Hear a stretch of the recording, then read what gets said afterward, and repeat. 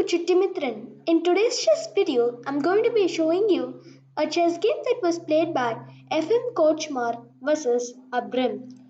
This game is also known as the Ukrainian Immortal, and this definitely is a game for the ages. Efim Korchmar, who is playing from the white pieces, opens the game with the move pawn to e4 and pawn to e5. The king's pawn game, knight to f3, knight to c6 and bishop to b5. So this is the Ra6, and here pawn to a6 and knight to f6 are the best moves, but black chooses to play the move pawn to d6. So the Steinitz defense is on the board, pawn to d4 and bishop to d7. Knight to c3, knight to f6, castles and black trades in the center. E captures d4 should have been the logical continuation, but okay, black chooses to play the move knight captures d4, and now bishop captures d7, queen captures d7, knight captures d4, e captures d4 and queen captures d4, and already this queen has attained a beautiful central square, and if you wish to dislodge the queen from d4, then you must weaken your pawn structure with c5, but black does not choose to play the move c5. He chooses to play the move bishop to e7. So he's simply developing his pieces and rook to d1. Castles, and here comes the move e5. So black is getting attacked. So e captures f6 is the main threat. And the problem is you cannot play d captures e5 because if the queen captures d7, knight captures and rook captures d7, you simply win a piece and sooner or later you will win the game. So after e5, knight to e8 and bishop to f4. So simply putting more pressure on this d6 pawn. a5, so black decides to claim some space in the queen side. He will play a4 very soon and rook to d3. So white is simply bringing the rook into the attack. Maybe rook to h3 ideas are possible. Rook to a6. So black is once again adding another defender to the d6 pawn. Rook to e1 and queen to f5. So the idea is after queen to f5, black is putting pressure on this f4 bishop, and if his king does come under attack, this queen will be there to defend it, for example, the g7 pawn. After queen to f5, knight to d5 was played, and already white is exerting a lot of pressure among this e7 bishop. Knight captures c7 is the main threat. So after knight to d5, bishop to d6, e captures d6. So white is opening up the rook's file.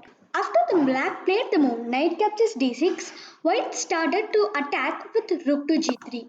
And now the immediate threat is to play the move queen captures g7, which will be a checkmate. f6, so black has played the move f6 to stop this queen's influence on g7 and bishop to h6. Once again renewing the threat of rook captures g7. After bishop to h6, rook to f7, and here pause the video for a few minutes and try to come up with the absolute best move for white. Well, after rook to f7, you can notice that rook to e8 will be a checkmate if this knight was not there. So what do? We deflect it, and this is what Efim Korchmar plays. He plays a move knight to b4. A very surprising move and a very powerful move. So after knight to b4, we are attacking this rook on a6. If you play rook to a8, then the idea is to play queen captures d6, c captures d6, rook to e8 check, rook to f8, rook captures g7, king to h8 and rook captures f8, which will be a checkmate. So after knight to b4, the only logical continuation for black will be to play the move a captures b4, but once again white isn't afraid. He plays the move queen captures d6. So now rook to e8 will be a checkmate. Black's opponent tries to play the move queen to d7, and now he's telling if you play queen captures d7, rook captures d7, and this will transform into the endgame and you have no chances. So after queen captures d6 and queen to d7, you shouldn't play queen captures d7. Pause the video for a few minutes and try to come up with the best response for white. Well, after queen to d7, you need to deflect the queen from here, and this is what Efim plays. He plays the move queen to d5. Bam! He's spinning this rook He's attacking this queen and he's attacking this b7 pawn, and the immediate threat is to play the move rook captures g7. And the only way for black to stop it was king to f8. This is what Efim's opponent plays, and after king to f8, you can notice the power of this bishop on g7, rook captures g7.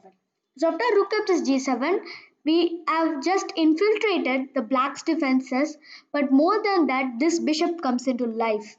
After rook captures g7, let's take what happens after rook captures g7. If you play bishop takes g7, then queen takes g7. But after rook takes g7, you can simply go for queen takes d7, and now rook to e8 checkmate is threatened. Bishop to e7, queen captures e7, king to g8, and queen captures g7 is once again a beautiful checkmate. So after rook captures d7, you all might be wondering what happens after rook to d6. Well, this is the quick checkmate. Rook takes f7, king g8, and rook to f8 is a checkmate. So after this rook takes g7 move, black tried to play the move queen takes d5. And pause the video for the final time in this video and find out the best winning checkmate sequence for white. Well, after queen takes d5, if you play a move like rook to g5, yes, this wins. Rook g7, bishop takes g7, king to f7, rook takes d5. But then maybe black has some chances with rook takes a2. So you don't need to go for all that. After rook takes g7 and queen takes g5, white simply played the move rook to g8, and it was in this position that Abram simply resigned the game. Why did he resign the game? Well, after rook to g8 check, we are giving a check and this king cannot go anywhere. The only legal move for black will be to play the move king takes g8, and now comes a move rook to e8, giving a check to the king, rook to f8, and now rook captures f8, which is a beautiful checkmate with just one rook and one bishop. So after this move, rook takes g7 and queen takes g5, white played the move rook to g8, and it was in this position that black resigned the game. Thank you for watching the video till the end, friends. I will be visiting you with more chess videos on opening chess traps, puzzles, endgame strategies, middle game strategies very soon. So subscribe to my channel so that you don't miss any of my future content. Thank you and have a great day, friends.